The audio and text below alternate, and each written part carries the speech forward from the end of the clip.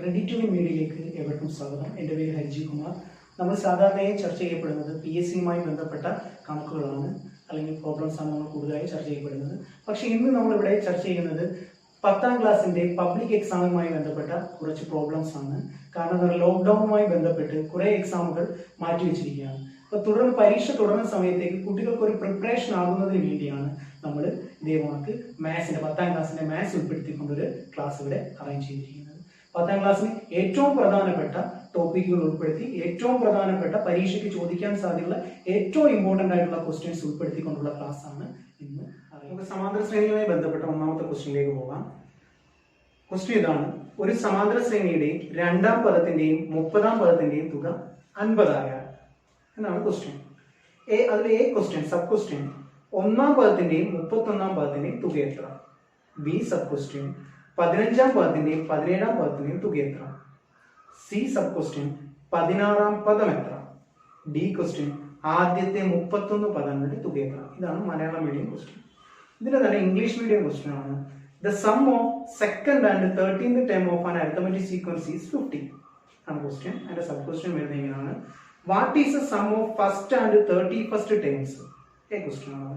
B question what is the sum of 15th and 17th terms? C question what is the 16th term? അടുത്ത D question വരുന്നത് what is the sum of first 31 terms? ഇതാണ് question. ക്വസ്റ്റ്യന്റെ simple form നമ്മളുടെ ബോർഡിൽ ഞാനത് not ചെയ്തിട്ടുണ്ട്. Question simple form ഇതായിരുന്നു. നമ്മൾ നേരത്തെ പറഞ്ഞ യഥാർത്ഥ ക്വസ്റ്റ്യന്റെ സിമ്പിൾ ഫോം x2 + x30 = 50 എന്ന് പറഞ്ഞു കഴിഞ്ഞാൽ ഒരു അരിത്തമെറ്റിക് സീക്വൻസിലെ സെക്കൻഡ് ടേമിന്റെയും 30th ടേമിന്റെയും കൂടെ സം 50 ആണ്. അപ്പൊ നമ്മൾ ഇവിടെ നിന്ന് ഫസ്റ്റ് ക്വസ്റ്റ്യൻ x1 + x31 കണ്ടുപിടിക്കാനാണ്. അപ്പൊ അതിന് മുമ്പ് ഇതിനകത്ത് ഒരു കൺസെപ്റ്റ് നമ്മൾ പഠിക്കണം. x1 x2 + x30 = 50 എന്നാണ് പറഞ്ഞിരിക്കുന്നത്. ഈ തന്നിരിക്കുന്ന ക്വസ്റ്റ്യനിൽ നിന്നാണ് ഇത്രയും ആൻസറിലേക്ക് നമ്മൾ എത്തിച്ചേരുന്നത്. അപ്പൊ നമ്മൾ ചെയ്യേണ്ട കാര്യം, ഓർത്തിരിക്കേണ്ട കാര്യം ഇതാണ്: ഇവിടെ x2 എന്ന് പറയുന്ന ടേം എന്ന് പറയുന്നത് 2 ആണ്, ഇവിടെ x30 എന്ന് പറയുന്ന ടേം എന്ന് പറയുന്നത് 30 ആണ്. അപ്പൊ ഇവിടെ നിന്ന് ഒരു കൺസെപ്റ്റ് നമ്മൾ കണ്ടെത്താൻ പോവാണ്. എന്നാണ് നോക്കിക്കോണം. ഈ ടേം തമ്മിൽ കൂട്ടുമ്പോൾ 2 + 30 32 ആണ്. ടേം തമ്മിൽ കൂട്ടുമ്പോൾ 32 ആണ്. ഇനി ഈ അരിത്തമെറ്റിക് സീക്വൻസിലെ ഏത് രണ്ട് ടേം, അതായത് നമ്പർ ഓഫ് ടേംസ് കൂട്ടുമ്പോഴും 32 കിട്ടുന്നുണ്ടോ ആ ടേമിന്റെ എല്ലാം, ആ ടേമുകളുടെ രണ്ടിന്റെയും സം എപ്പോഴും 50 ആയിരിക്കും. അതായത് നോക്കുക, നമ്പർ ഓഫ് ടേംസ് 2 + 30 32. ഇനി ഈ സീക്വൻസിന്റെ അകത്ത് ഏതൊരു സീക്വൻസിന്റെ നമ്പർ ഓഫ് ടേംസ്, രണ്ട് നമ്പർ ഓഫ് ടേംസ് തമ്മിൽ കൂട്ടുമ്പോൾ 32 കിട്ടുന്ന ഏതൊക്കെ വരുന്നുണ്ടോ അതിന്റെ എല്ലാം സം എത്രയായിരിക്കും? 50 ആയിരിക്കും. അപ്പൊ ഇനി നമുക്ക് ആ കൺസെപ്റ്റിൽ നിന്ന് ഒന്നാമത്തേക്ക് പോകാം. എന്താണ് നോക്കാം. എ ക്വസ്റ്റ്യൻ ആണ് പറഞ്ഞിരിക്കുന്നത് x1 + x31. അപ്പൊ നോക്കുക, നേരത്തെ ഞാൻ പറഞ്ഞ കൺസെപ്റ്റ് ഇതാണ്ട് 2ഉം 30യും കൂടെ കൂട്ടുമ്പോൾ 32. അപ്പൊ ഇവിടെ അതേ കൺസെപ്റ്റ് തന്നെ. ഏതാണ്ട് 31 + 1 32. അപ്പൊ ടേമിന്റെ സം എത്രയാ? 32. അപ്പൊ ടേമിന്റെ സം 32 വരികയാണെങ്കിൽ സം ഓഫ് ടേംസ് എത്ര തന്നെ ആയിരിക്കും? 50 തന്നെ ആയിരിക്കും. സം ഓഫ് ടേംസ് 50 തന്നെ. എ ക്വസ്റ്റ്യൻ ആൻസർ അങ്ങനെ.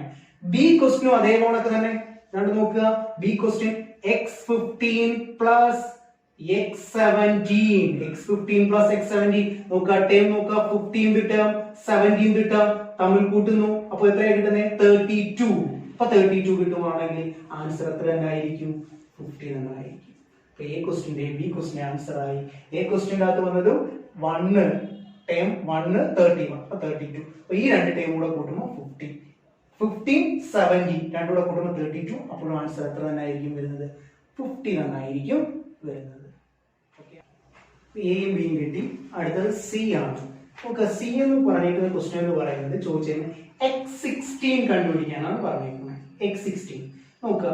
അതിനുവേണ്ടി ഞാൻ എടുക്കുകയാണ് x, നമ്മുടെ സബ് ക്വസ്റ്റ്യൻ എ ഒന്ന് എടുക്കുകയാണ്. x1 + x31. x1 + x31 ഓർത്തിരിക്കുക. x1 മുതൽ x31 വരെ, x1 മുതൽ x1 + x31 നമുക്ക് ആൻസർ നമ്മൾ കണ്ടുപിടിച്ചായിരുന്നു. 50 ആണ് നമുക്ക് കിട്ടിയായിരുന്നു. എന്ന് പറഞ്ഞാൽ അതിനെ ഞാൻ സീക്വൻസ് ആക്കുക.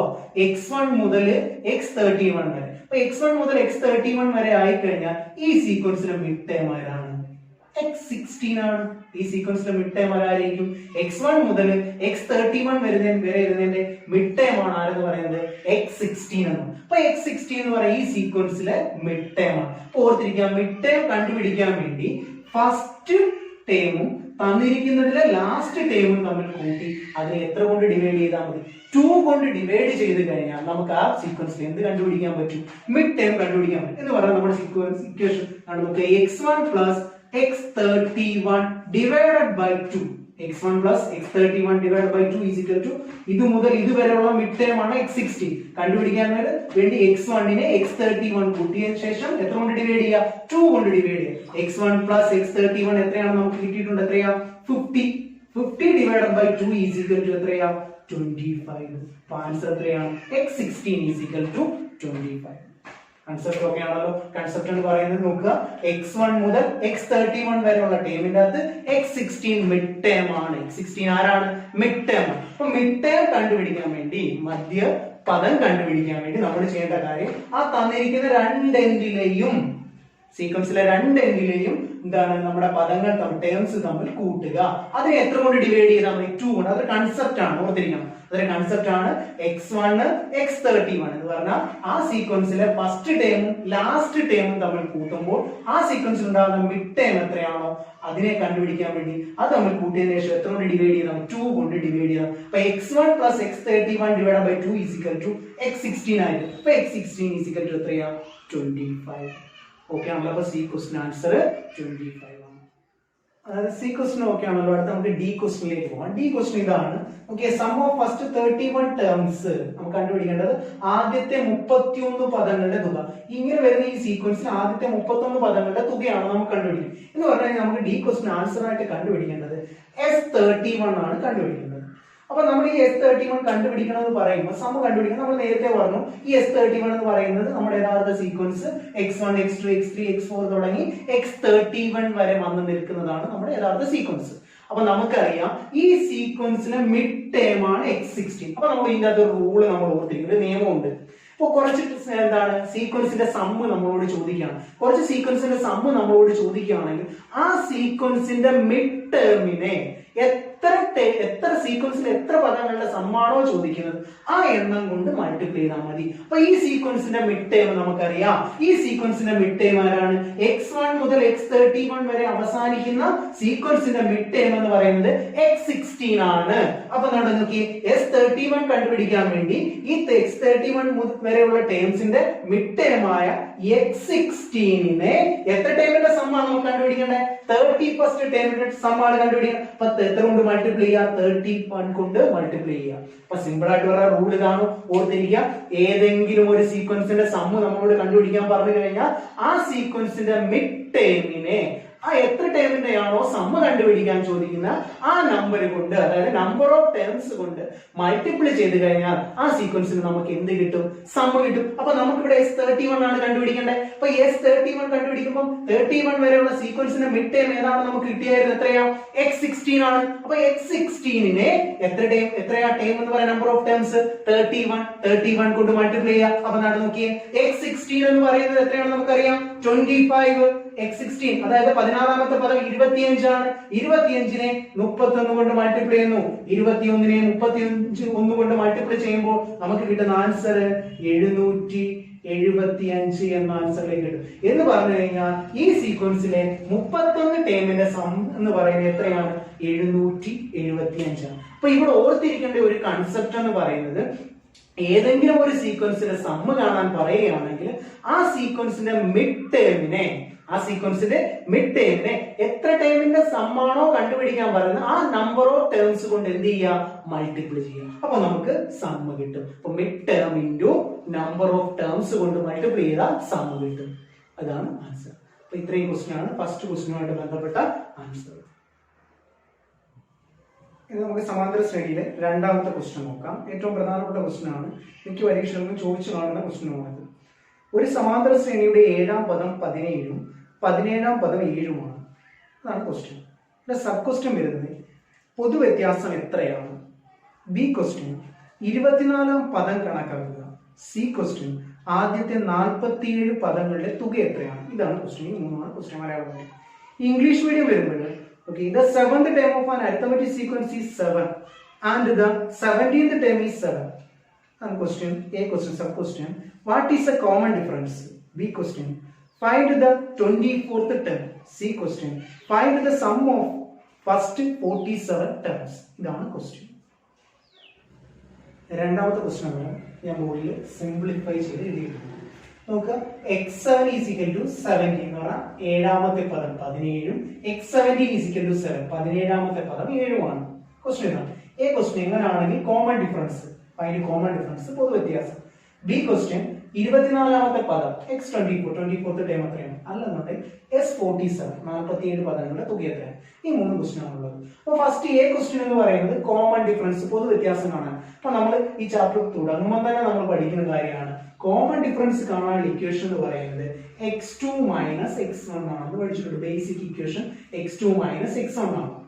അല്ലെങ്കിൽ x3 മൈനസ് x2 ആയാലും കുഴപ്പമില്ല, x4 മൈനസ് x3 ആയാലും കുഴപ്പമില്ല, ഏതായാലും കുഴപ്പമില്ല. അടുത്തടുത്ത രണ്ട് പദങ്ങൾ തമ്മിലുള്ള വ്യത്യാസമാണെന്ന് പറയുന്നത് പൊതു വ്യത്യാസം, ഒരു സമാശ്രയയുടെ പൊതു വ്യത്യാസം. പക്ഷെ ഇവിടെ നമുക്ക് തന്നിരിക്കുന്ന അടുത്തടുത്ത രണ്ട് പദങ്ങളല്ല തന്നിരിക്കുന്നത്. അപ്പൊ നമ്മളിവിടെ കോമൺ ഡിഫറൻസ് ബി കാണാനുള്ള ഇക്വേഷൻ എന്ന് പറയുന്നത് term difference divided by position difference. Term difference divided by position difference. പദവ്യത്യാസം ഡിവൈഡഡ് ബൈ സ്ഥാന വ്യത്യാസം. പദവ്യത്യാസം ഡിവൈഡഡ് ബൈ സ്ഥാന വ്യത്യാസം. അപ്പം ഈ ഇക്വേഷൻ കൂടാതെ വേറൊരു ഇക്വേഷൻ കൂടാതെ അടുത്തടുത്ത പദങ്ങളല്ല തന്നിരിക്കുന്നെങ്കിൽ നമ്മൾ കോമൺ ഡിഫറൻസ് കാണാനുള്ള equation term difference divided by position difference. അതായത് പദവ്യത്യാസം ഡിവൈഡഡ് ബൈ സ്ഥാന വ്യത്യാസം. പദവ്യത്യാസം ഡിവൈഡഡ് ബൈ സ്ഥാന വ്യത്യാസം. അപ്പൊ എന്താണ് നോക്കി, ഇവിടെ നമുക്കറിയാം ടേം ഡിഫറൻസ്. ടേം എന്ന് പറയുന്നത് എത്രയൊക്കെയാ നോക്ക്, x17 ഫസ്റ്റ് ടേമിൽ നിന്ന് വേണം അതിന് തൊട്ട് പുറകിലോട്ടെ. ഇവിടെ ഫസ്റ്റ് ടേം എന്ന് പറയുന്നത് x17. അപ്പം x17 minus x7 divided by ഈ പൊസിഷൻ ഡിഫറൻസ്. അപ്പൊ ടേം ഡിഫറൻസ് എന്ന് പറഞ്ഞാൽ x17 നിന്ന് x7 സബ്സ്ട്രാക്ട് ചെയ്യുക, കുറയ്ക്കുകയാണ് ചെയ്യുന്നത്. അപ്പൊ അത് നമുക്ക് കിട്ടും. ഇനി പൊസിഷൻ ഡിഫറൻസ് എന്ന് പറയുന്നത് നോക്കിയേ, 17 ആണ് ഇവിടുത്തെ പൊസിഷൻ. ഇവിടുത്തെ പൊസിഷൻ എത്രയാ, 7 ആണ്. അപ്പൊ 17 നിന്ന് എത്ര കുറയ്ക്കണം, 7 കുറയ്ക്കുന്നതായിരിക്കും എന്ന് പറയുന്നത് ടേം പൊസിഷൻ ഡിഫറൻസ് എന്ന് പറയുന്നത്. പൊസിഷൻ. അപ്പൊ നോക്കുക, 17 നിന്ന് 17 മൈനസ് 7.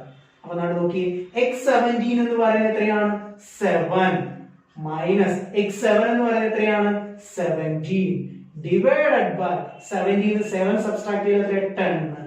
7 ൽ നിന്ന് 17 പോയാൽ എത്രയാ, -10 divided by 10 is equal to 10 -10 കൊണ്ട് ഡിവൈഡ് ചെയ്യുമ്പോൾ -1. അപ്പോൾ ഇവിടുത്തെ കോമൺ ഡിഫറൻസ് എത്രയാണ്, -1 ആണ് ഇവിടുത്തെ കോമൺ ഡിഫറൻസ്. പൊതു വ്യത്യാസം -1. അപ്പോൾ ഓർത്തിരിക്കേണ്ട കാര്യം എന്ന് പറയുന്നത് അടുത്തടുത്ത രണ്ട് ടേമുകളല്ല തരുന്നതെങ്കിൽ അതിലെ കോമൺ ഡിഫറൻസ് കണ്ടുപിടിക്കാൻ ടേം ഡിഫറൻസിനെ പൊസിഷൻ ഡിഫറൻസ് കൊണ്ട് ഡിവൈഡ് ചെയ്യാം. ടേം ഡിഫറൻസിനെ പൊസിഷൻ ഡിഫറൻസ് കൊണ്ട് ഡിവൈഡ് ചെയ്യാം. ടേം ഡിഫറൻസ് എന്ന് പറയുന്നത് നോക്കുക, x17 മൈനസ് x7.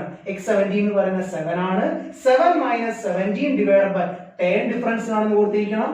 ടേം എന്ന് പറയുന്നത് ഇവിടെ 17 ആണ് ടേം, ഇവിടുത്തെ ടേം എന്ന് പറയുന്നത് 7 ആണ്. അപ്പൊ നമ്മൾ നോക്കുക, പൊസിഷൻ ഡിഫറൻസ് കണ്ടുപിടിക്കാൻ വേണ്ടി 17നെ 7 ൽ നിന്ന് സബ്സ്ട്രാക്ട് ചെയ്യുമ്പോൾ 10 കിട്ടും. -10 divide by 10 is equal to -1. ഇതായിരിക്കും എന്ന് പറയുന്നത് കോമൺ ഡിഫറൻസ്. A ക്വസ്റ്റ്യൻ കഴിഞ്ഞു. അടുത്ത ബി ക്വസ്റ്റ്യൻ ആണ്. ബി ക്വസ്റ്റ്യൻ നോക്കിയേ. ബി ക്വസ്റ്റ്യൻ നമുക്ക് കണ്ടുപിടിക്കേണ്ടത് x24 ആണ് കണ്ടുപിടിക്കേണ്ടത്. അപ്പൊ നമ്മൾ നോക്കി, x24 എന്ന് പറഞ്ഞാൽ 24ാമത്തെ പദമാണ് ഉള്ളത്. ഇപ്പൊ നമുക്ക് നോക്കണം 24ാമത്തെ പദം കണ്ടുപിടിക്കാൻ. നമുക്ക് ഇവിടെ തന്നിട്ടുണ്ട് x17. അപ്പൊ x24 നിയറസ്റ്റ് ആയിട്ടുള്ളതാണ് x17 എന്ന് പറയുന്നത്. അപ്പൊ x17 ഈസ് ഈക്വൽ ടു എത്രയാണെന്ന് പറയുന്നത് 7 ആണെന്ന് പറയുന്നത്. അപ്പൊ x17ന്റെ കൂടെ x17 കഴിഞ്ഞ് എത്ര ടേം കഴിഞ്ഞിട്ടായിരിക്കും x24 വരുന്നത്, 7 ടേം കഴിഞ്ഞിട്ടാണ് x24 വരുന്നത്. അപ്പൊ x17ന്റെ കൂടെ എന്ത് ചെയ്താൽ മതി, x17 കഴിഞ്ഞിട്ട് 7 ടേം കഴിഞ്ഞു. അപ്പൊ നമുക്കറിയാം ഓരോ ടേം കഴിയുമ്പോൾ എന്ത് കൂടിയാ പോകുന്നത്, ഓരോ കോമൺ ഡിഫറൻസ് വീതം കൂടിയാണ് പോകുന്നത്. അപ്പൊ x17ന്റെ കൂടെ നമ്മൾ എന്ത് ചെയ്താൽ മതി, 7 കോമൺ ഡിഫറൻസ് കൂട്ടിയാൽ മതി. x17 കഴിഞ്ഞ് 7 ടേം കഴിഞ്ഞിട്ടാണ് x24 വരുന്നത്. അപ്പൊ എന്ത് ചെയ്താൽ മതി, x17ന്റെ കൂടെ 7 കോമൺ ഡിഫറൻസ് 7 പൊതു വ്യത്യാസം കൂട്ടിയാൽ മതി. x17 ഈസ് ഈക്വൽ ടു നമുക്കറിയാം എത്രയാ, 7 പ്ലസ് 7 ഇൻറ്റു കോമൺ ഡിഫറൻസ് നമ്മൾ കണ്ടുപിടിച്ചു എത്രയാ, -1. നോക്കുക, 7 പ്ലസ് 7 into -1 -7. നമുക്ക് +7 ഉം -7 ഉം കൂട്ടി വലുത് ചെറുത് കുറച്ചിട്ട് വലുത് അല്ലെങ്കിൽ 7 +7 ഉം -7 കൂടെ ക്യാൻസൽ ആയി പോയി. ആൻസർ എത്രയാ? 0. അപ്പൊ x24 എത്രയായിരിക്കും? 0 ആയിരിക്കും. അപ്പൊ ഇവിടുത്തെ കൺസെപ്റ്റ് എന്ന് പറയുന്നത് x17 നമ്മുടെ കയ്യിലുണ്ട്. x17 കഴിഞ്ഞിട്ട് 7 ടേം കഴിഞ്ഞിട്ടാണ് x24 വരുന്നത്. ഓരോ ടേമും കൂടി കൂടി പോവാന്ന് പറഞ്ഞ അർത്ഥം ഓരോ പൊതുവ്യത്യാസം വീതം കൂടി കൂടി പോവാന്നാണ് അർത്ഥം. അപ്പൊ x24 കണ്ടുപിടിക്കാൻ വേണ്ടി x17ന്റെ കൂടെ എന്ത് ചെയ്താൽ മതി? 7 പൊതുവ്യത്യാസങ്ങൾ കൂട്ടിയാൽ മതി. x17 എന്ന് പറഞ്ഞാൽ നമുക്കറിയാം 7 ആണ്. 7 plus 7 into കോമൺ ഡിഫറൻസ് നമ്മൾ കണ്ടുപിടിച്ചു -1. 7 into -1 7 into -1 -7. 7 plus -7 is equal to 0. Okay ആണ്. ഈ ക്വസ്റ്റ്യൻ കഴിഞ്ഞ് നമുക്ക് സി ക്വസ്റ്റ്യനിലേക്ക് പോകാം. സി ക്വസ്റ്റ്യൻ നോക്കി. സി ക്വസ്റ്റ്യൻ എന്ന് പറഞ്ഞാൽ S47 കാണാനാണ് പറയുന്നത്. എന്ന് പറഞ്ഞു കഴിഞ്ഞാൽ ആദ്യത്തെ 47 പദങ്ങളുടെ തുക. അപ്പോൾ നമ്മൾ നേരത്തെ പറഞ്ഞോളാം x1 x2 x3 etc x47 വരെയുള്ള ടേമിന്റെ സമ്മാനം കണ്ടുപിടിക്കും. അപ്പൊ നമുക്ക് നോക്കി x1 ൽ തുടങ്ങി x47 വരെയുള്ള ടേമിന്റെ സമ്മാനം കണ്ടുപിടിക്കും. അപ്പൊ ഈ തന്നിരിക്കുന്ന ഇത്രയും 47 വരെയുള്ള സീക്വൻസിന്റെ അകത്ത് മിഡ് ടേം എന്ന് പറയുന്നത്, മധ്യപദം എന്ന് പറയുന്നത് x24 ആയിരിക്കും. x1 മുതൽ x47 വരെയുള്ള എന്ന് പറഞ്ഞാൽ ഒന്നാം പദം മുതൽ 47ാം പദം വരെയുള്ള ഈ ശ്രേണിയിലെ മധ്യപദം എന്ന് പറയുന്നത് x24 ആയിരിക്കും. ആ x24 മധ്യപദത്തെ എത്ര പദത്തിന്റെയാണോ തുക കാണേണ്ടത്, 47 പദത്തിന്റെ തുകയാണ് കാണേണ്ടത്. അപ്പൊ 47 കൊണ്ട് മൾട്ടിപ്ലൈ ചെയ്താൽ നമുക്ക് അതിന്റെ തുക കിട്ടും. അപ്പൊ S47 ഈസ് ഈക്വൽ ടു 47 വരെയുള്ള ടേമിന്റെ മിഡ് ടേം എന്ന് പറയുന്നത് x24 ആണ്. x24 into 47 എന്ന് പറഞ്ഞാൽ നമ്പർ ഓഫ് ടേംസ് 47 ആണ്. 47 കൊണ്ട് എന്ത് ചെയ്യുക? മൾട്ടിപ്ലൈ ചെയ്യുക. x24 സമം നമ്മൾ ആൻസർ ഇവിടെ കിട്ടിയായിരുന്നു 0. 0 into 47 is equal to എത്ര തന്നെ ആയിരിക്കും ആൻസർ? 0 തന്നെ ആയിരിക്കും. ഇതാണ് അടുത്ത വൃത്തത്തിൽ നിന്നുള്ള ഒരു ക്വസ്റ്റ്യൻ ആണ്. ചിത്രത്തിൽ O വൃത്തകേന്ദ്രം, കോൺ BCD സമം 130 ഡിഗ്രി, കോൺ BAD, കോൺ BOD എന്നിവ കണ്ടുപിടിക്കുക.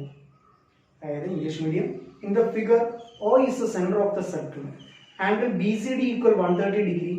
Find angle BAD and angle BOD. Circle എന്ന പോർഷനിലെ ഏറ്റവും പ്രധാനപ്പെട്ടതും ഒരു പരീക്ഷയ്ക്ക് പോലും ഒഴിവാക്കപ്പെടാത്തതുമായിട്ടുള്ള ക്വസ്റ്റ്യൻ ആണ്. എല്ലാ പരീക്ഷയ്ക്കും കൃത്യമായി, എല്ലാ ആംഗിൾ എക്സാമുകൾക്കും കൃത്യമായി ചോദിക്കുന്ന ക്വസ്റ്റ്യൻ ആണിത്. ഇപ്പൊ ചിത്രത്തിൽ നമ്മുടെ ഒരു ചിത്രത്തിൽ തന്നിട്ടുണ്ട്. ചിത്രത്തിൽ 2 കോണുകളാണ് നമുക്ക് കണ്ടുപിടിക്കാൻ നമ്മളോട് പറഞ്ഞിരിക്കുന്നത്. ചിത്രത്തിൽ 2 കോണുകൾ എന്ന് പറയുന്ന ആംഗിൾ BADയും ആംഗിൾ BODയും ആണ് കണ്ടുപിടിക്കുന്നത്. അപ്പൊ നമുക്ക് ഇതിനകത്ത് കുറെ റൂളുകളുണ്ട്. കുറെ റൂളുകൾ അറിയണം എങ്കിൽ മാത്രമേ നമുക്ക് കണ്ടുപിടിക്കാൻ പറ്റൂ. സിമ്പിൾ ആയിട്ടുള്ള ഫസ്റ്റ് നമുക്ക് ആംഗിൾ BAD കണ്ടുപിടിക്കാൻ നമുക്ക് പെട്ടെന്ന് ഓർത്തിരിക്കാൻ പറ്റുന്ന റൂള് നമ്മൾ പഠിച്ചിട്ടുണ്ട്. BAD എടുക്കുമ്പോൾ ABCD എന്ന് പറയുന്നത് സൈക്ലിക് ക്വാഡ്രിലേറ്ററലാണ്, ചക്രീയ ചതുർഭുജമാണ്. സൈക്ലിക് ക്വാഡ്രിലേറ്റർ നമുക്കറിയാം. സൈക്ലിക് ക്വാഡ്രിലേറ്ററിൽ ഓപ്പോസിറ്റ് ആംഗിളുകൾ തമ്മിൽ കൂട്ടുമ്പോൾ കിട്ടുന്ന എത്രയാണ് നമുക്കറിയാം?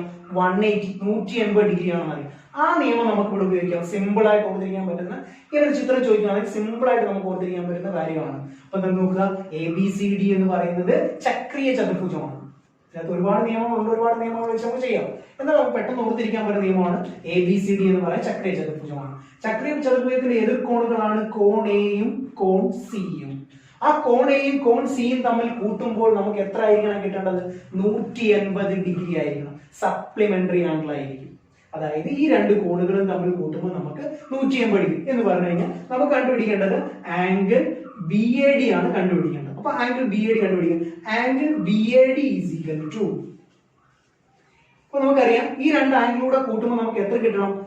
180 ഡിഗ്രി കിട്ടണം. ഈ 2 ആംഗിളൂടെ കൂട്ടുമ്പോൾ നമുക്ക് 180 ഡിഗ്രി കിട്ടണം. അപ്പൊ 180 ഡിഗ്രി കിട്ടണമെന്ന് പറഞ്ഞു കഴിഞ്ഞാൽ അപ്പൊ നോക്കുക, ഈ 2 ആംഗിളൂടെ കൂട്ടുമ്പോൾ 180 ഡിഗ്രി കിട്ടണം. അപ്പൊ 180 ഡിഗ്രിയിൽ നിന്ന് ഈ ആംഗിൾ 130 കുറച്ചു കഴിഞ്ഞാൽ ഇവിടുത്തെ ആംഗിൾ നമുക്ക് കിട്ടുമല്ലോ. ഇവിടുത്തെ ആംഗിൾ ആണല്ലോ ആംഗിൾ BAD എന്ന് പറയുന്നത്. അപ്പൊ നോക്കുക, 180 മൈനസ് 130 എങ്ങനെ ഒന്ന് മനസ്സിലായല്ലോ?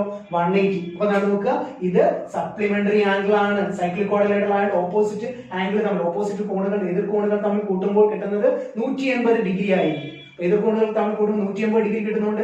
ഒരിടത്ത് തന്നിട്ടുണ്ട് 130 ആണെന്ന്. അപ്പൊ ആംഗിൾ BAD കണ്ടുപിടിക്കാൻ വേണ്ടി നമ്മൾ എന്ത് ചെയ്താൽ മതി, 130 നിന്ന് തന്നിട്ടുള്ള കോണളവായ BCD നമ്മൾ കുറച്ചാൽ മതി. BCD എത്രയാ, 180 degree minus 130 degree is equal to answer എത്രയാ, 50 ഡിഗ്രി.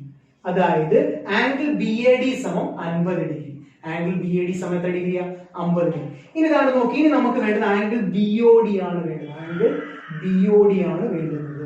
അപ്പൊ നോക്കുക, നോക്കിയ BCD എന്ന് പറയുന്ന ചാപത്തിന്റെ ആർക്കിന്റെ സെൻട്രൽ ആംഗിൾ ആണ് ആംഗിൾ BOD. കേന്ദ്ര കോണാണ് കോൺ BOD എന്ന്. അപ്പൊ നമ്മൾ പഠിച്ചിട്ടുണ്ട്. അപ്പൊ നമ്മുടെ കേന്ദ്ര കോണിന്റെ അതേ ചാപത്തിന്റെ രണ്ട് എൻഡിൽ നിന്ന് വൃത്തത്തിലേക്ക് ഉണ്ടായിരിക്കുന്ന കോണല്ലയോ ആംഗിൾ BAD എന്ന് പറയുന്നത്. അപ്പൊ ഇതാരാണ്, മറുചാപത്തിലെ കോണാണ്. ഇതാരാണ്, മറുചാപം. അപ്പൊ നമുക്കറിയാം കേന്ദ്ര കോണിന്റെ പകുതി ആയിരിക്കും മറുചാപത്തിലെ കോൺ. കേന്ദ്ര കോണിന്റെ എന്തായിരിക്കും, പകുതിയായി, സെൻട്രൽ ആംഗിളിന്റെ ഹാഫ് ആയിരിക്കും ഇവിടെ വരുന്നത്. അപ്പൊ നമുക്ക് ഇവിടുത്തെ കിട്ടി ആംഗിൾ BAD നമുക്ക് കിട്ടി എത്ര ഡിഗ്രിയാ, 50 ഡിഗ്രി ആണെന്ന് കിട്ടി. Angle BAD is equal to 50. അപ്പൊ സെൻട്രൽ ആംഗിൾ ഹാഫ് ആണിത്. അപ്പൊ ഇതെന്തായിരിക്കും, ഇതിന്റെ ഡബിൾ ആയിരിക്കും ഇവിടെ വരുന്നത്. അപ്പൊ ഇത് ഈസ് ഈക്വൽ ടു എത്ര ഡിഗ്രി ആയിരിക്കും, 100 ഡിഗ്രി. അപ്പൊ നമുക്ക് ആംഗിൾ BOD കണ്ടുപിടിക്കാൻ വേണ്ടി ഇതാണ് നോക്കിയേ, 2 into ആംഗിൾ BAD ചെയ്താൽ പോരായോ. 2 into angle BAD is equal to 50 ആണ്. 2 into 50 is equal to 100 degree. രണ്ട് കോണിന്റെ ആൻസർ നമുക്ക് കിട്ടി. അപ്പൊ ഇവിടെ ഓർത്തിരിക്കേണ്ട കാര്യം ഇതേ ഉള്ളൂ. BCD എന്ന് പറയുന്ന ആർക്കിന്റെ സെൻട്രൽ ആംഗിൾ ആണ് BOD. അതിന്റെ ആൾട്ടർനേറ്റ് ആർക്കിലെ ആംഗിൾ ആണ് ആരെന്ന് പറയുന്നത്, BAD എന്ന് പറഞ്ഞാൽ ഈ ആർക്കിന്റെ രണ്ട് എൻഡിൽ നിന്നും സർക്കിളിലെ പോയിന്റിലേക്ക് ഉണ്ടാക്കുന്ന ആംഗിൾ ആണല്ലോ ഇതെന്ന് പറയുന്നത്. സെൻട്രൽ ആംഗിൾ എന്തായിരിക്കും, ഹാഫ് ആയിരിക്കും. കേന്ദ്ര കോണിന്റെ പകുതിയായിരിക്കും. അപ്പൊ നമുക്ക് കേന്ദ്ര കോൺ എത്രയാണെന്ന് കിട്ടി. അപ്പൊ കേന്ദ്ര കോൺ കിട്ടിയപ്പോ കേന്ദ്ര കോൺ അല്ല കിട്ടിയത്, നമുക്ക് മറുചാപത്തിലെ കോൺ കിട്ടി എത്ര, 50 ഡിഗ്രി. അപ്പൊ മറുചാപത്തിലെ കോണിന്റെ ഇരട്ടി ആയിരിക്കും എന്ന് പറയുന്നത് കേന്ദ്രം. അപ്പൊ ആംഗിൾ BOD സമയം എത്ര എന്ന് കിട്ടി, നമുക്ക് 100 ഡിഗ്രി എന്നും കിട്ടി. ഇതാണ് ഈ വൃത്തത്തിൽ നിന്ന് രണ്ടാമത്തെ ക്വസ്റ്റ്യൻ ആണ്.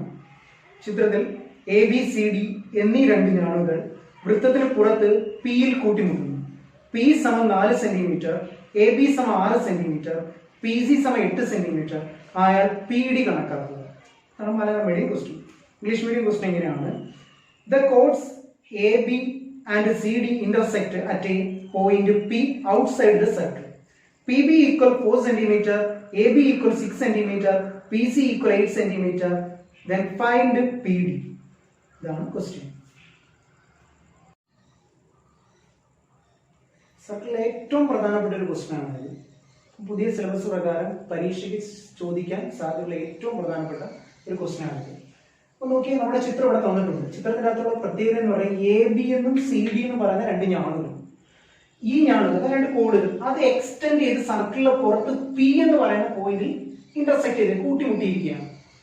അങ്ങനെയാണെങ്കിൽ അങ്ങനെ വരുമ്പോൾ PD-യുടെ നീളം കണ്ടുപിടിക്കാനോ, PD എന്ന് പറയുന്നത് നമുക്ക് മിസ്സിംഗ് ആണ്, PD-യുടെ നീളം കണ്ടുപിടിക്കാനോ. അപ്പൊ നമ്മൾ ഓർത്തിരിക്കേണ്ട കാര്യം, രണ്ട് ഞാണുകൾ രണ്ട് കോഡുകൾ എക്സ്റ്റെൻഡ് ചെയ്ത് അത് സർക്കിളിൽ പുറത്ത് ഇന്റർസെക്ട് ചെയ്യുകയാണെങ്കിൽ, കൂട്ടിമുട്ടുകയാണെങ്കിൽ അതിനകത്തൊരു ഇക്വേഷൻ നമ്മൾ ഓർത്തിരിക്കേണ്ട ഇക്വേഷൻ ആണ്. ഇങ്ങനെയാണ് PC എന്ന് പറയുന്ന ലൈനും PA എന്ന് പറയുന്ന ലൈനും സർക്കിളിലെ പോയിന്റിൽ B-യിലും D-യിലും എന്ത് ചെയ്യുന്നു, കട്ട് ചെയ്തിരിക്കും. ഇങ്ങനെ വരികയാണെങ്കിൽ ഓർത്തിരിക്കേണ്ട ഇക്വേഷൻ എന്ന് പറയാം. അല്ലെങ്കിൽ സിമ്പിൾ ആയിട്ട് നേരത്തെ പറഞ്ഞോടെ തന്നെ ABCD എന്നീ ഞാണുകൾ എക്സ്റ്റെൻഡ് ചെയ്ത് സർക്കിളിലെ പുറത്ത് എന്ത് ചെയ്തിരിക്കുന്നു, ഇന്റർസെക്ട് ചെയ്യുകയാണെങ്കിൽ ഇക്വേഷൻ P എന്ന് പറയുന്ന പോയിന്റ് ഇന്റർസെക്ട് ചെയ്യുകയാണെങ്കിൽ ഇക്വേഷൻ നോക്കുക, PA into PB equal PC into PD ആയിരിക്കും. PA into PB equal PC into PD. ഇത് ഏറ്റവും പ്രധാനപ്പെട്ട ഇക്വേഷൻ ആണ്. ഇങ്ങനെ എന്താണ്, സർക്കിളിലെ പുറത്ത് രണ്ട് ഞാണുകൾ കൂട്ടിമുട്ടുകയാണെങ്കിൽ അതിൽ നിന്നുണ്ടാകുന്ന ഇക്വേഷൻ ആണ് PA into PB equal PC into PD. ഇത് ഓർത്തിരുന്നോണം. എന്താണ് equation? PA into PB equal PC into PD. ഇനി നമ്മുടെ ചിത്രത്തിലേക്ക് നോക്കുക. നമ്മുടെ കയ്യിൽ PA ഉണ്ട്. നോക്കിയേ, PA എന്ന് പറയുന്നത് ABയും PBയും കൂടെ ചേർന്ന് അപ്പൊ 6 + 4 = 10 ആണ് എന്തെന്ന് പറയുന്നത് PA എന്ന് പറയുന്നത്. PB നമ്മുടെ കയ്യിലുണ്ട് എത്ര സെന്റിമീറ്റർ? 4 സെന്റിമീറ്റർ. ഇനി ഇതാണ് നോക്കിയേ, അടുത്തെന്ന് പറയാം PC into PD ആണ്. PC നമ്മുടെ കയ്യിലുണ്ട് എത്ര സെന്റിമീറ്റർ? 8 സെന്റിമീറ്റർ. നമുക്ക് എന്തോ വേണ്ടത്? PD ആണ് വേണ്ടത്. അപ്പൊ നമുക്ക് തന്നിരിക്കുന്ന ചിത്രത്തിൽ നിന്ന് തന്നിട്ടുള്ള കാര്യം അപ്പൊ എന്താണ് നോക്കി, ഇങ്ങോട്ട് നമുക്ക് PB തന്നിട്ടുണ്ട് 4 സെന്റിമീറ്റർ, AB തന്നിട്ടുണ്ട് 6 സെന്റിമീറ്റർ, PC തന്നിട്ടുണ്ട് 8 സെന്റിമീറ്റർ. നമുക്ക് പിന്നെ വേണ്ടുന്ന ആരെയാണ്? PA വേണം. PA is equal to 6 plus 4 is equal to 10 ആണ്. PA is equal to 6 plus 4 is equal to എന്താണ് 10 ആണ് ഓർത്തിരിക്കുക. അപ്പോൾ PA നമുക്ക് കിട്ടി എത്രയാ 10. ഇവിടെ എടുത്ത് എഴുതാം PA is equal to 10. PB നമ്മുടെ കയ്യിൽ ഉണ്ട് എത്രയാ 4. 10 into 4 is equal to PC നമ്മുടെ കയ്യിൽ ഉണ്ട് എത്രയാ 8 into PD. നോക്കുക അപ്പോൾ PA into PB equal PC into PD. PA സമം 10, PB സമം 4, PC സമം 8, PD സമം നമുക്ക് കണ്ടുപിടിക്കണം. അപ്പോൾ എന്താണ് നോക്കുക PD is equal to 10 into 4 40 is equal to 8 PD എന്ന് കിട്ടി. 8 PD. അപ്പോൾ PD is equal to നമ്മൾ ശ്രദ്ധിക്കണം PD is equal to 40. നോക്കുക സമത്രിപ്പുറത്തോട്ട് നമ്മൾ എന്തിനെ കൊണ്ടുവരും 8 നെ കൊണ്ടുവരും. അപ്പൊ into 8 ആണ് പറഞ്ഞിരിക്കുന്നത്. സമത്രിപ്പുറത്ത് വരുമ്പോൾ എന്തായിട്ട് മാറും divided by 8. 40 divided by 8 is equal to എത്രയാണ് 5. അപ്പൊ 5 സെന്റിമീറ്റർ. അപ്പൊ PD is equal to എത്ര ആയിരിക്കും 5 സെന്റിമീറ്റർ ആയി. ഓർത്തിരിക്കുക PA into PB equal PC into PD. അപ്പൊ എന്താണ് സർക്കിളിന്റെ പുറത്ത് രണ്ട് കോഡുകൾ രണ്ട് ഞാണുകൾ ഇന്റർസെക്ട് ചെയ്യുകയാണെങ്കിൽ equation PA into PB equal എന്തായിരിക്കും PC into PD ആയിരിക്കും. PA സമം 10, PB സമം 4, അപ്പോൾ 10 into 4 40. ഇനി PC നമ്മുടെ കയ്യിലുണ്ട് എത്രയാ PC 8 into PD 8 PD is equal to 40 ആണ്. 8 PD is equal to 40. അപ്പോൾ PD is equal to സമത്തിന് ഇപ്പുറത്തോട്ട് നമ്മൾ 8 നെ കൊണ്ടുവരാണ് into 8 ആണ് പറയുന്നത്. അപ്പോൾ into 8 ഇപ്പുറത്ത് വരുമ്പോൾ 40 divided by 8 is equal to 5 centimetre. PD is equal to എത്ര ആയിരിക്കും 5 സെന്റിമീറ്റർ. ഇത്രയേ ഉള്ളൂ ഈ ക്വസ്റ്റ്യൻ. ഇത് ഏറ്റവും പ്രധാനപ്പെട്ട ക്വസ്റ്റ്യൻ ആണ്. പരീക്ഷയ്ക്ക് മിക്കവാറും ചോദിക്കാൻ സാധ്യതയുള്ള ഏറ്റവും പ്രധാനപ്പെട്ട ഒരു ക്വസ്റ്റ്യൻ ആണ്. അടുത്തത് പ്രോബബിലിറ്റി, അതായത് മാത്തമാറ്റിക്കൽ ചാൻസ് അല്ലെങ്കിൽ സാധ്യതകളുടെ ഗണിതം എന്ന് പറയുന്ന ചാപ്റ്ററിലെ ക്വസ്റ്റ്യൻ ആണ്. ഒരു മൂന്നക്ക സംഖ്യ പറയാൻ ഒരാളോട് ആവശ്യപ്പെടുന്നു. അയാൾ പറയുന്ന സംഖ്യയിൽ 3 അക്കങ്ങളും തുല്യമാകാനുള്ള സാധ്യത എത്രയാണ്? Malayalam medium question. English medium. One is asked to say a 3-digit number. What is the probability of all the digits being the same? ഇതാണ് ഇംഗ്ലീഷ് മീഡിയം ക്വസ്റ്റ്യൻ. ക്വസ്റ്റ്യൻ മനസ്സിലായല്ലോ. ക്വസ്റ്റ്യൻ എന്ന് പറയുന്നത് ഇതാണ്. എന്താണ് നമ്മളോട് ചോദിച്ചിരിക്കുന്നത്? എന്താണ് 3-digit നമ്പേഴ്സിൽ എന്താണ് സെയിം ആവുന്നത്, ഡിജിറ്റ് സെയിം ആവുന്നതിന്റെ പ്രോബബിലിറ്റി കണ്ടുപിടിക്കാനാണ് നമ്മളോട് ചോദിച്ചത്. അപ്പൊ നമ്മൾ ഓർത്തിരിക്കേണ്ട കാര്യം പ്രോബബിലിറ്റി എന്ന് പറയുന്നത് ടോട്ടൽ ആകെയിൽ എത്ര എന്തിന്റെയാണോ പ്രോബബിലിറ്റി ചോദിക്കുന്നത് അത് ഉൾപ്പെടുന്ന ആകെയിൽ അത് എത്രയാണ്, ആകെയിൽ എത്രയെന്നുള്ളതാണ് എന്തെന്ന് പറയുന്നത് പ്രോബബിലിറ്റി എന്ന് പറയുന്നത്. അപ്പൊ നമ്മളോട് ഇവിടെ ചോദിച്ചേക്കുന്നത് പറയുന്നത് 3-digit നമ്പേഴ്സിൽ അതിന്റെ എന്താണ് ഡിജിറ്റ് സെയിം ആയി വരുന്നതിന്റെ പ്രോബബിലിറ്റി ആണ്. അപ്പൊ ആകെ എന്ന് പറയുന്നത് എന്താണ് അവിടെ 3-digit നമ്പേഴ്സ് ആണ്. Total number of 3-digit numbers, ആകെയുള്ള മൂന്നക്ക സംഖ്യകളുടെ എണ്ണമാണ് ടോട്ടൽ എന്ന് പറയുന്നത്. ഇനി നമ്മുടെ പ്രോബബിലിറ്റി എന്ന് പറയുന്നത് എത്രയാണ് ബോത്ത് ബീയിങ് സെയിം, അതായത് ഡിജിറ്റ് സെയിം ആയി വരുന്നതിന്റെ എണ്ണമാണ് നമ്മുടെ പ്രോബബിലിറ്റി എന്ന് പറയുന്നത്. അപ്പൊ നമുക്കറിയാം എന്താണ് ക്വസ്റ്റ്യൻ നോക്കി, total number of 3-digit numbers, ആകെ 3-digit നമ്പേഴ്സ് എത്രയാണെന്ന് അറിയണം. അപ്പൊ നോക്കുക 100-ൽ തുടങ്ങി 999 അവസാനിക്കുന്ന വരെയുള്ള സംഖ്യകളാണ് 3-digit നമ്പേഴ്സ്. അപ്പൊ 100-ൽ തുടങ്ങി 999 വരെ എത്ര 3-digit നമ്പേഴ്സ് ഉണ്ട്? 900 3-digit നമ്പേഴ്സ് ഉണ്ട്. എത്രയുണ്ട്? 900 3-digit നമ്പേഴ്സ് ഉണ്ട്. ഇനി അതിനകത്ത് എത്ര അതിന്റെ 3 ഡിജിറ്റും സെയിം ആയി വരുന്ന എത്ര ഉണ്ടെന്ന് നമുക്ക് കണ്ടുപിടിക്കണം. അപ്പൊ നമുക്കറിയാം, ഞാൻ എന്തെങ്കിലും നോക്കാം. നോക്കി എത്രയാണെന്ന് 111, 222, 333, 444, 555, 666, 777, 888, 999. ഇത്രയാണ് ബോത്ത് ബീയിങ് സെയിം ഡിജിറ്റ് വരുന്ന നമ്പേഴ്സ്. അതായത് സംഖ്യകൾ തുല്യമായിട്ട് വരുന്ന മൂന്നക്ക സംഖ്യകളാണ് ഇത്. ഇതെത്ര ഉണ്ട്? 1, 2, 3, 4, 5, 6, 7, 8, 9. അപ്പൊ നോക്കിയേ, number of 3-digit numbers with same digits ആയിട്ട് വരുന്ന എത്രയുണ്ട്? 9 ഉണ്ട്. എത്ര ഉണ്ട്? 9 എണ്ണം ഉണ്ട്. അപ്പൊ എന്താണ് total number of 3-digit numbers 900 കിട്ടി. അതിനകത്ത് വരുന്ന സെയിം ഡിജിറ്റ് വരുന്ന എത്രണ്ണം കിട്ടി?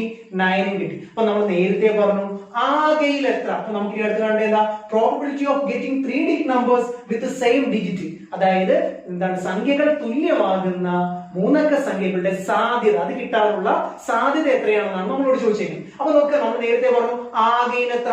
ആകെ എന്ന് പറഞ്ഞ ടോട്ടൽ എന്ന് പറയുന്നത് എത്ര? ഇവിടെ 900. ടോട്ടൽ എത്രയാ? 900.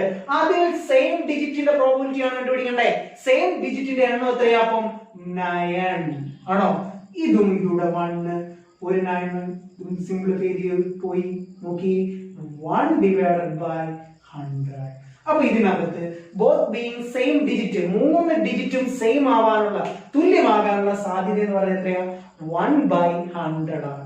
1/100. അപ്പൊ പ്രോബബിലിറ്റി എന്ന് പറയുന്ന ടോപ്പിക്ക് നമ്മൾ പഠിക്കുമ്പോൾ ഓർത്തിരിക്കേണ്ട കാര്യം എന്ന് പറയുന്നത് ഇത്രയേ ഉള്ളൂ. എന്താണ്? ആകെയിൽ എത്ര, ആകെ പ്രോബബിലിറ്റി കാണേണ്ട സംഭവത്തിനകത്ത് ഉൾപ്പെടുന്ന ആകെ എത്രയുണ്ടോ അതിലെത്ര, അതാണ് പ്രോബബിലിറ്റി. ഓക്കെ ആണല്ലോ. അപ്പൊ ഈ പ്രോബബിലിറ്റി നമുക്ക് ബോത്ത് ബീങ് സെയിം വരുന്നതാണ്. നമുക്ക് ടോട്ടൽ നമ്പർ 900 ആണ്, അതിനകത്ത് സെയിം ഡിജിറ്റ് വരുന്ന 9 ആണ്, അതിനകത്ത് പ്രോബബിലിറ്റി കാണാൻ പറയുന്നത് എത്ര ആയിരിക്കും? 9/900. 9/900 is equal to 1/100. ഓക്കെ. സാധ്യതകളുടെ ഗണിതത്തിലെ രണ്ടാമത്തെ ക്വസ്റ്റ്യൻ ആണ്. ചിത്രത്തിൽ ഒരു സമചതുരത്തിന്റെ വശങ്ങളുടെ മധ്യബിന്ദുക്കൾ യോജിപ്പിച്ച് മറ്റൊരു സമചതുരം വരച്ചിരിക്കുന്നു. വലിയ സമചതുരത്തിനുള്ളിൽ നോക്കാതെ ഒരു കുത്തിട്ടാൽ അത് ചെറിയ സമചതുരത്തിനുള്ളിലാകാനുള്ള സാധ്യത എന്താണ്? ഇതാണ് Malayalam medium question. English medium question ഇങ്ങനെയാണ്. In the figure a square is drawn by joining the midpoints of another square. If a dot is put inside the larger square, what is the probability of it being inside the smaller square? ഇതാണ് question. Probability എന്നുള്ള രണ്ടാമത്തെ question ആണ് ചോദിച്ചതെന്ന് പറയുന്നത്. ഈ നമ്മുടെ ഈ സ്ക്വയറിന്റെ അകത്ത് നമ്മൾ നോക്കാതെ ഒരു കുത്തിട്ട് കഴിഞ്ഞാൽ ഈ സ്മോൾ സ്ക്വയർ, ഈ ഷെയ്ഡ് ചെയ്തിരിക്കുന്ന സ്ക്വയറിൽ വരാനുള്ള സാധ്യത എത്രയാണ്, പ്രോബബിലിറ്റി എത്രയാണ്, അതാണ് നമ്മളോട് ചോദിച്ചത്. അപ്പൊ നമ്മൾ പ്രോബബിലിറ്റി എന്ന് പറയുമ്പോൾ കഴിഞ്ഞ പ്രോബ്ലം ചെയ്തപ്പോഴേ ഞാൻ പറഞ്ഞു, പ്രോബബിലിറ്റി എന്ന് പറഞ്ഞാൽ ടോട്ടൽ ആകെയിൽ എത്ര, അതാണ് പ്രോബബിലിറ്റി. അപ്പൊ നമ്മുടെ നാട് നോക്കി ഈ ചെറിയ സ്ക്വയർ വന്നേക്കുന്നതെന്ന് പറയുന്നത് വലിയ സ്ക്വയറിന്റെ അകത്താണ് വന്നേക്കുന്നത്. അപ്പൊ ആകെ എന്ന് പറയുന്നത് ആരുടെ ഏരിയ ആയിരിക്കും? വലിയ സ്ക്വയറിന്റെ ഏരിയ ആണ് ടോട്ടൽ ആകെ എന്ന് പറയുന്നത്. പ്രോബബിലിറ്റി എന്ന് പറയുന്നത് ചെറിയ സ്ക്വയറിന്റെ ഏരിയ ആണ്. അപ്പൊ നമുക്ക് ഏരിയ കണ്ട് സ്റ്റെപ്പ് വഴി നമുക്ക് ചെയ്യാം. അതിനേക്കാൾ എളുപ്പവഴി നമ്മൾ നോക്കണം. നമുക്ക് ഈ തന്നിരിക്കുന്ന ചിത്രത്തെ ടോട്ടൽ ഈക്വൽ പാർട്സുകളാക്കി മാറ്റാൻ പറ്റുമോ നോക്കണം. നമുക്ക് തന്നിരിക്കുന്ന ചിത്രത്തെ എന്താക്കി മാറ്റാൻ പറ്റുമോ നോക്കണം. ഈക്വൽ പാർട്സ് ആക്കി മാറ്റാം. അപ്പൊ നോക്കുക, നമുക്ക് തന്നിരിക്കുന്ന ഈ ചിത്രം ഈക്വൽ പാർട്സ് ആക്കി മാറ്റാൻ പറ്റുമോ? അപ്പൊ ഞാൻ നമുക്ക് തന്നിരിക്കുന്ന ചിത്രം ഈക്വൽ പാർട്സ് ആക്കി മാറ്റാനായിട്ട് പറ്റും. ഞാൻ നോക്കി ഈ ചെറുതിന് 2 ഡയഗ്രാംസ് വരച്ചു, അങ്ങോട്ടും ഇങ്ങോട്ട് വരച്ചപ്പോൾ ഇത് എന്ത് ചെയ്തിട്ട് മാറി? ഈക്വൽ പാർട്സ് ആയിട്ട് മാറി. ഓക്കെ, 1 2 3 4 5 6 7 8. അപ്പൊ എത്ര ഈക്വൽ പാർട്സുകളായിട്ട് മാറി? 8. അപ്പൊ total number of equal parts, ഇപ്പൊ ആകെ എന്ന് പറയുന്നതായിരിക്കും, ടോട്ടൽ ആണ് ആകെ എന്ന് പറഞ്ഞു. ഇപ്പൊ total number of equal parts എത്രയുണ്ട്? 8. അപ്പൊ നമുക്ക് ഇവിടെ എഴുതാം total number of equal parts equal 8. മൊത്തം എത്രയുണ്ട്? 8. ഇനി നമുക്ക് വേണ്ടത് നോക്കിയേ, total number of shaded part. Shaded part എന്ന് ഉദ്ദേശിക്കുന്നത് നമ്മുടെ ആരെയാ? ചെറിയ സ്ക്വയറിനെയാണ്. ചെറിയ സ്ക്വയറിന്റെ അകത്ത് ഈക്വൽ പാർട്സ് എത്ര ഉണ്ട്? 1 2 3 4. എത്ര ഉണ്ട്? 4 ഈക്വൽ പാർട്സ് ഉണ്ട്. അപ്പൊ ടോട്ടലും കിട്ടി, പ്രോബബിലിറ്റി കണ്ടുപിടിക്കേണ്ടതിന്റെ നമ്പർ കിട്ടി. ടോട്ടലും കിട്ടി, പ്രോബബിലിറ്റി കണ്ടുപിടിക്കേണ്ട നമ്പറും കിട്ടി. ഇനി നമുക്കറിയാം ടോട്ടൽ. അപ്പൊ പ്രോബബിലിറ്റി കാണുമ്പോൾ ടോട്ടൽ എത്രയാണോ അത് താഴെ എഴുതുക. പ്രോബബിലിറ്റി എന്തിന്റെയാണോ കാണാൻ പറഞ്ഞത് അത് എവിടെ എഴുതുക? മുകളിൽ എഴുതുക. ഇപ്പൊ നോക്കിയേ, probability of getting small squares. അപ്പൊ സ്മോൾ സ്ക്വയർ കിട്ടാനുള്ള സാധ്യത. അപ്പൊ നോക്കിയേ, ടോട്ടൽ എത്രയാ? 8. Total number of equal parts എത്രയുണ്ട്? 8 ഉണ്ട്. പ്രോബബിലിറ്റി കാണേണ്ട ചെറിയ സ്ക്വയറിന്റെ അകത്ത് വന്നിരിക്കുന്ന ഈക്വൽ പാർട്സ് എത്രയാ? 4 ആണ്. അപ്പൊ 4/8 എന്ന് കിട്ടി. അപ്പം probability of getting small square is equal to 4/8. 4/8 എന്ന് പറയുന്നതിനെ നമുക്ക് simplify ചെയ്തുകൂടായോ? 1 4s are 4, 2 4s are 8. അപ്പൊ നമുക്ക് ആൻസർ എത്ര കിട്ടി? 1/2 എന്ന് പറഞ്ഞാൽ സിമ്പിൾ ആയിട്ട് പറഞ്ഞു കഴിഞ്ഞാൽ ഹാഫ്, പകുതിയാണ് ഈ സ്ക്വയറിനകത്ത് വരാനുള്ള പ്രോബബിലിറ്റി. 1/2 ആണ് പ്രോബബിലിറ്റി. അപ്പൊ നമുക്ക് ഇതേപോലെ പിക്ചർ തന്നിട്ട് തരുവാണെന്നുണ്ടെങ്കിൽ നമ്മൾ ചെയ്യേണ്ട 2 രീതി നമുക്ക് ചെയ്യാം. ഇതിന്റെ ഏരിയ കണ്ടിട്ട് ചെയ്യാം. ഇനി ഏരിയ കാണാൻ തന്നെ ഏറ്റവും സിമ്പിൾ ആയിട്ട് കാണാൻ പറ്റുന്ന നോക്കുന്ന രീതിയാണെന്ന് പറയുന്നത് ഈ തന്നിരിക്കുന്ന ചിത്രത്തെ ഈക്വൽ പാർട്സുകളാക്കി മാറ്റാൻ പറ്റുമെന്ന് നോക്കണം. അപ്പൊ നമുക്ക് തന്നിരിക്കുന്ന സ്ക്വയറിനെ നമുക്ക് എന്താക്കി മാറ്റാൻ പറ്റും? ഈക്വൽ പാർട്സ് ആക്കി മാറ്റാൻ പറ്റും. അതുകൊണ്ട് നമ്മൾ ഈ സ്ക്വയറിനെ നമ്മുടെ സ്മോൾ സ്ക്വയറിന്റെ അകത്ത് 2 ഡയഗണലുകൾ വരച്ചു. ആ ഡയഗണൽ വരച്ച സമയത്ത് നമുക്ക് എന്ത് കിട്ടി? ഈക്വൽ പാർട്സ് കിട്ടി. എത്ര ഈക്വൽ പാർട്സ്? അപ്പൊ നമ്മുടെ ചിത്രം മൊത്തത്തിൽ ഈക്വൽ പാർട്സ് ആയി. മൊത്തം എത്ര ഈക്വൽ പാർട്സ് ആയി? 8 ഈക്വൽ പാർട്സ് ആയി. 1 2 3 4 5 6 7 8. അങ്ങനെ 8 ഈക്വൽ പാർട്സ്. അതാണ് total number of equal parts എന്ന് പറയുന്നത്. അപ്പൊ നമുക്ക് ആകെ വേണം. ആകെ കൊള്ള കിട്ടി 8.